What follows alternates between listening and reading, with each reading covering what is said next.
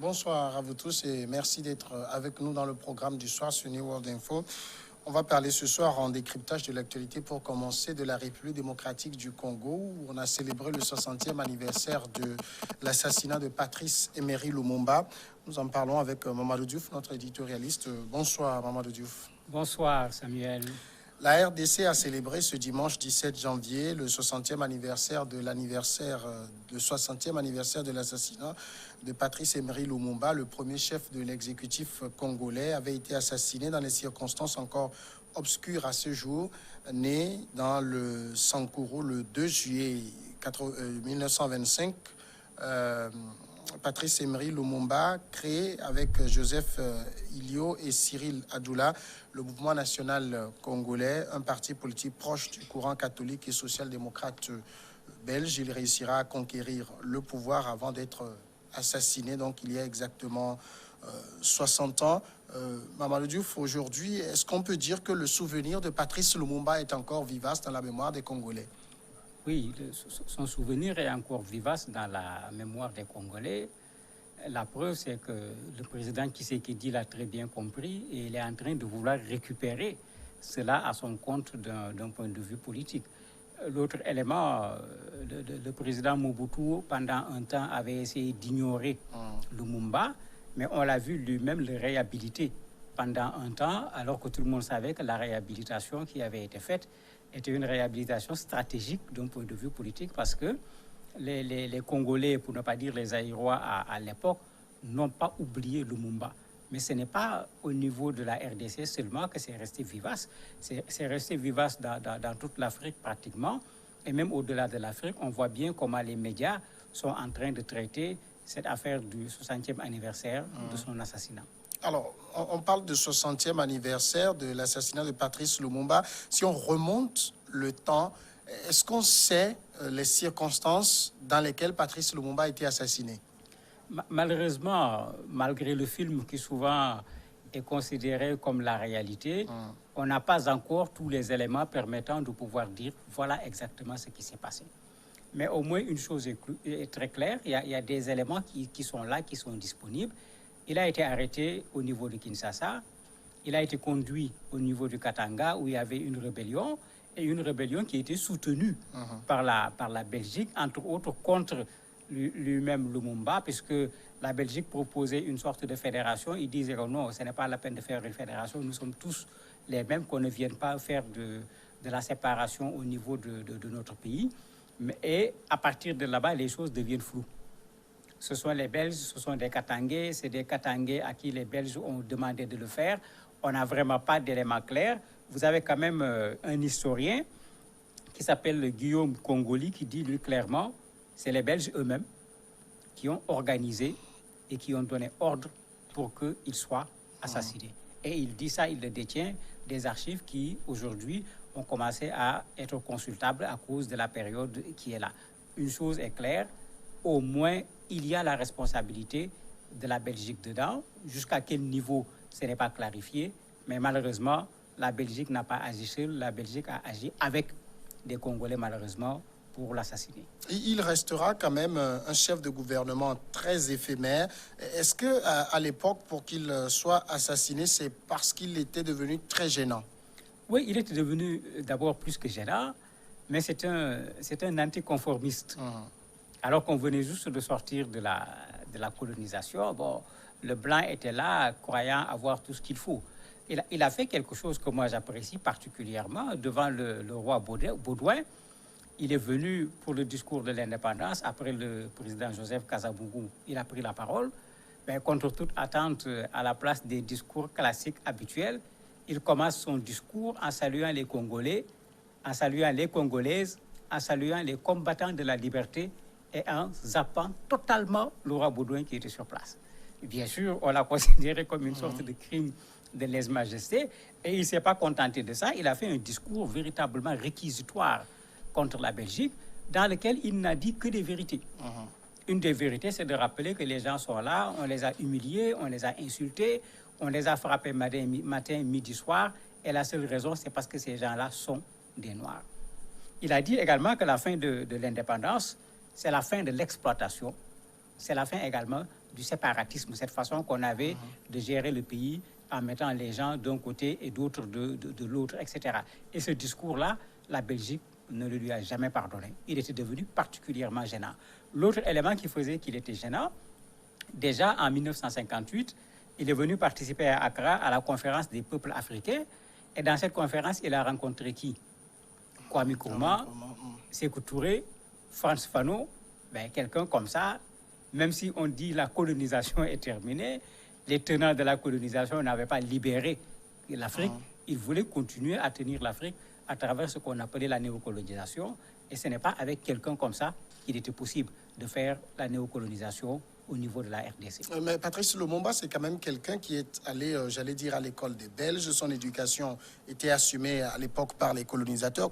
Comment lui est née cette fibre patriotique qui l'a amené au combat pour l'indépendance du Congo? En fait, il a effectivement été un produit des écoles de la colonisation, mais il a toujours resté ce Congolais. Et on le voit à travers un certain nombre d'activités qu'il a eu à mener, parce que avant d'en arriver à un parti politique, il avait créé une association qui s'appelle APIC, Association des personnels indigènes de la colonie, qui commençait déjà à faire un certain nombre de revendications. Quand il a travaillé à la Poste, c'était la même chose.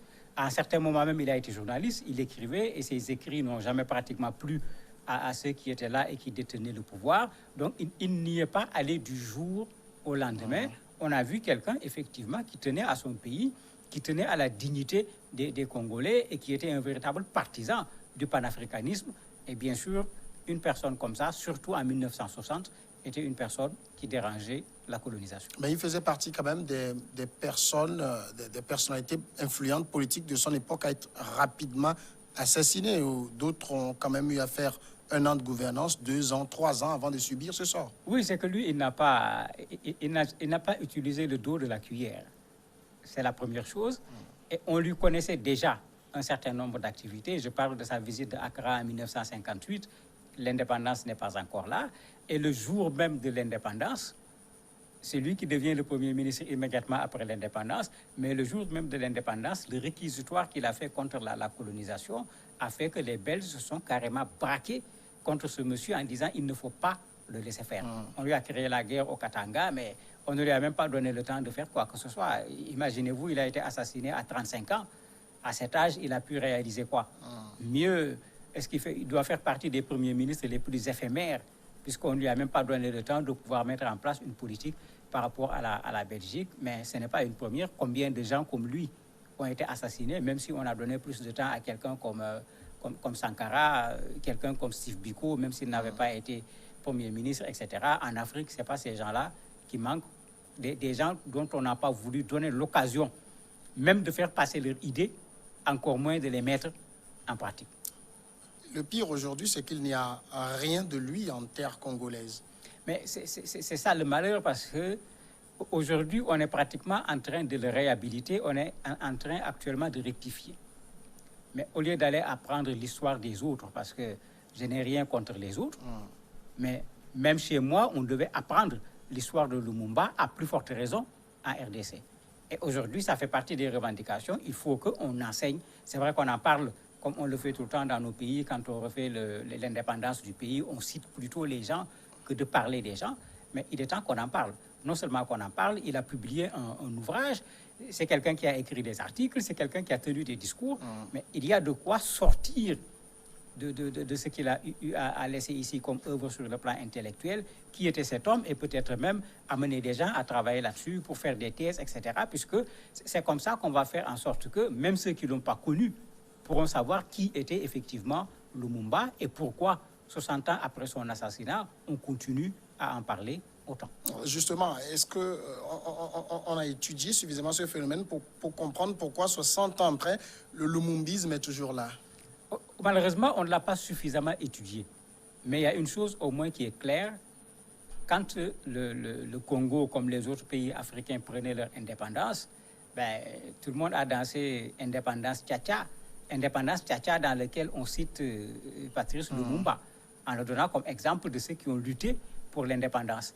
Et quand les gens dansaient, les gens étaient convaincus que nous sommes devenus libres, nous sommes devenus propriétaires de nos territoires, nous ne serons plus exploités, mais toutes les conditions sont réunies pour que l'Afrique devienne ce que l'Afrique doit être.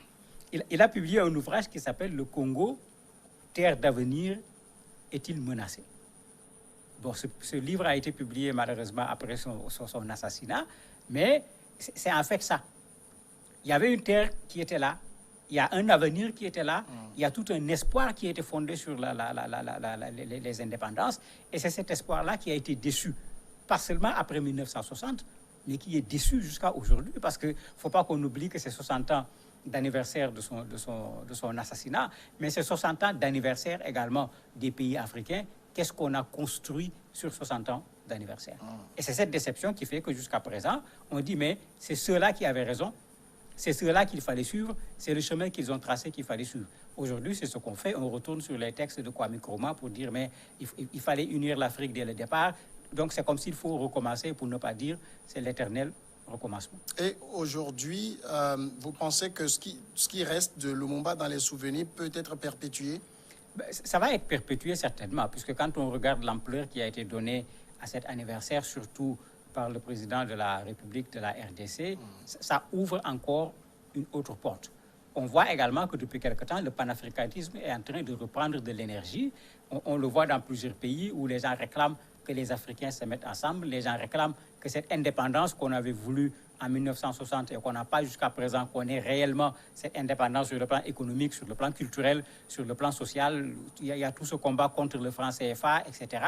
Tous ces éléments montrent qu'effectivement, on peut aujourd'hui faire renaître cette chose qui était là, cette flamme qu'on avait étouffée très tôt après le début des indépendances, qui était pourtant la bonne flamme qu'il fallait pour éclairer le continent africain et sortir de l'obscurité du sous-développement. Mamadou Diouf, merci d'avoir répondu à nos questions. C'est moi qui vous remercie. On marque tout de suite la pause et après on va passer à l'invité de ce soir.